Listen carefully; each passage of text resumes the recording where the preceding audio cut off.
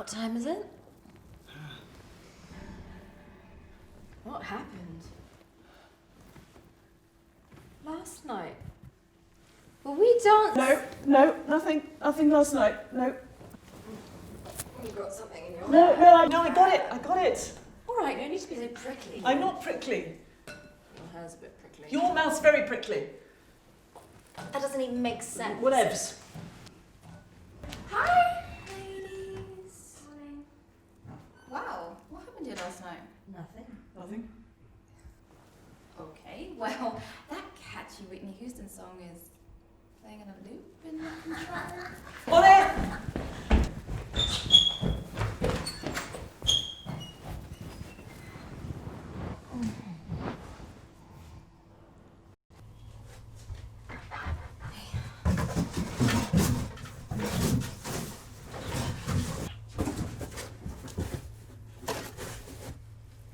Fee, I had a green jumper in one of these boxes. Have you seen it anywhere? As I need to do. Excuse me? I am decluttering the office. I've realised our lives are too Fascinating, but they're not clutter. They're my clothes, and I kind of need them to not be naked. You have too many. Marie Kondo says. Fee, I just want to get changed. Is there anything left for me to wear? No. But I can lend you something of mine. Oh, so much better. Much cleaner. I look like Cruella de Vil.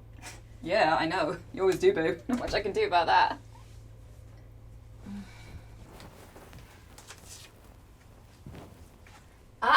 Where the hell do you think you're going with that? Does it spark joy? What? Exactly. It has to go. Fee, I want my stuff back. Say, arigato. All of it. Oh gosh, I need a shower. Because we have a fancy guest for the show tonight. Who? Don't actually know her name, but apparently she's an insightful writer and an expert on the drug crisis. Which drug crisis? You know, the drug crisis.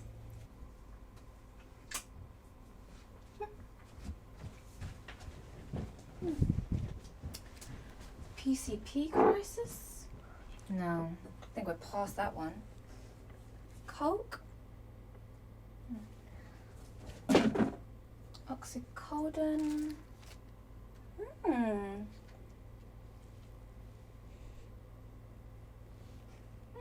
Sparks a little bit of joy.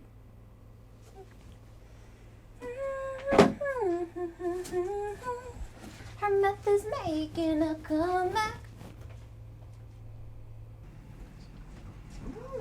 Ooh la la. Why can't I have a fancy snack? Because you're not a fancy guest. I'm the fancy host. Surely that counts for something. No, it doesn't count for anything. Right. What time is this mysterious guest arriving anyway? Oh, she's here already, and she's delightful. I put her in your office.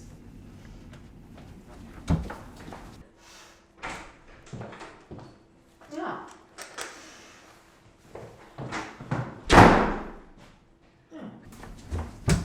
What's my mother doing here?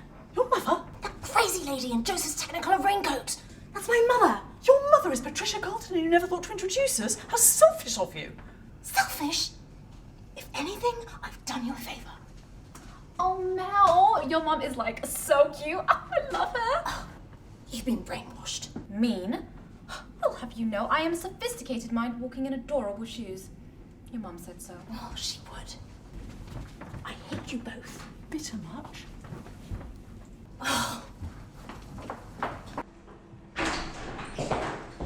Oh, Jeanette, you were right. Those round biscuits are absolutely delicious.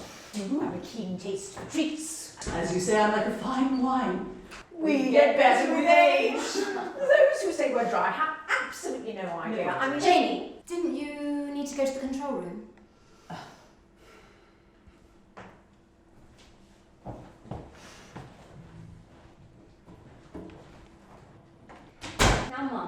one book in your entire office. Why am I not surprised? Oh, I did have books. It's just Interesting choice. What? Nothing. It's just that I've never seen you wear white before. Oh, Now I know why. It's Fee's, actually, not mine. I'm sure it suits her better. Yes, Mother, you're No. probably right. It's just that you know what they say about black, it slims the figure. Oh, what's that tell you about white?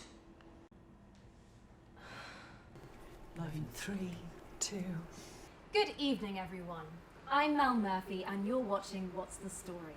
My guest tonight is a special one, here to promote her brand new book, It's Not Your Fault, a guide to parenting, types of attachment, and the drugs to treat them.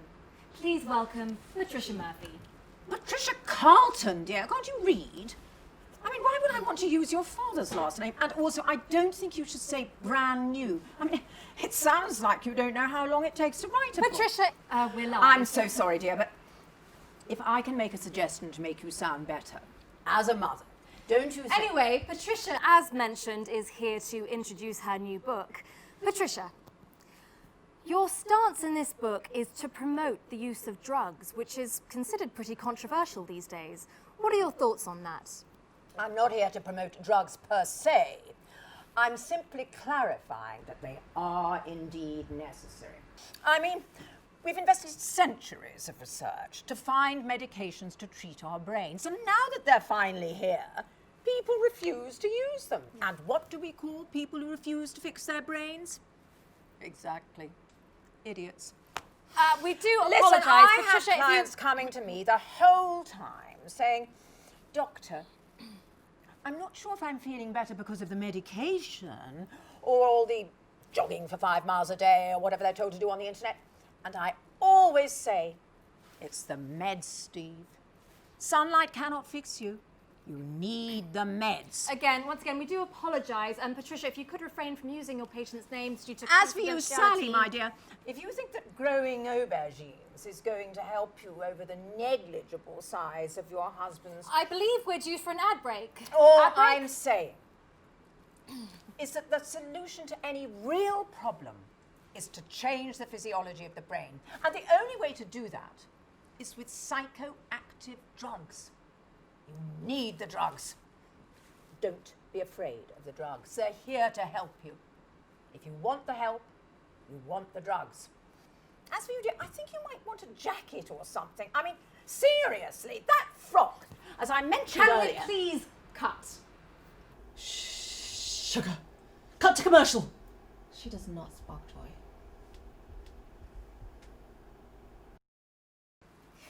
Well, this is great.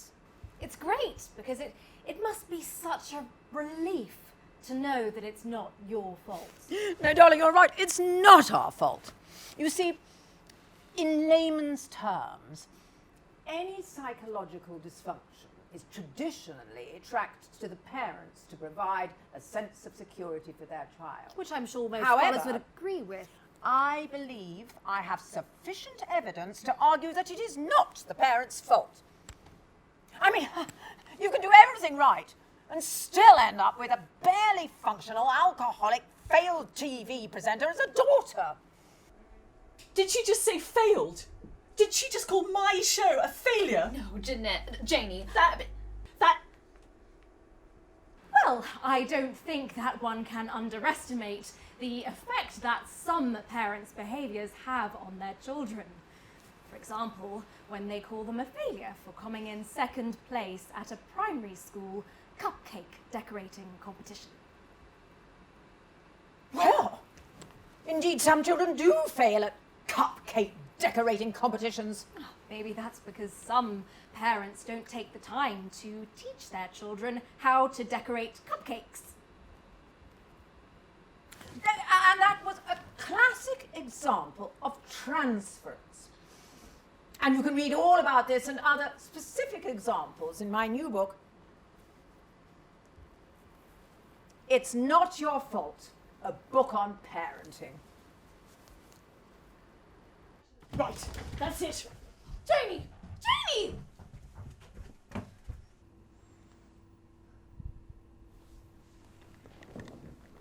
Why Why didn't you get rid of the sofa, Marie Kondo? Like, way too heavy.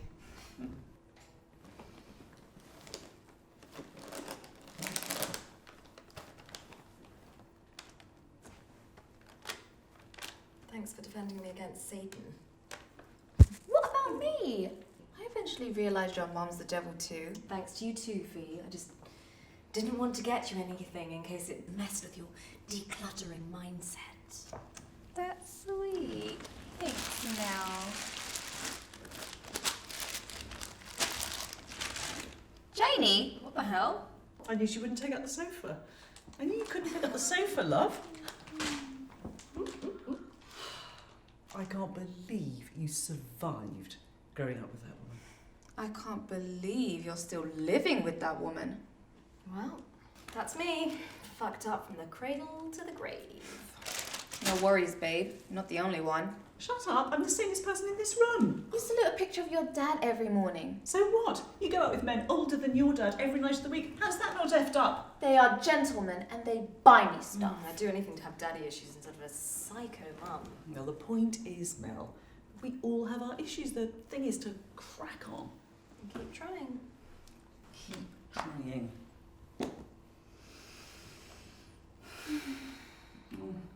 I really want some water. I've got some in my bag. Take it.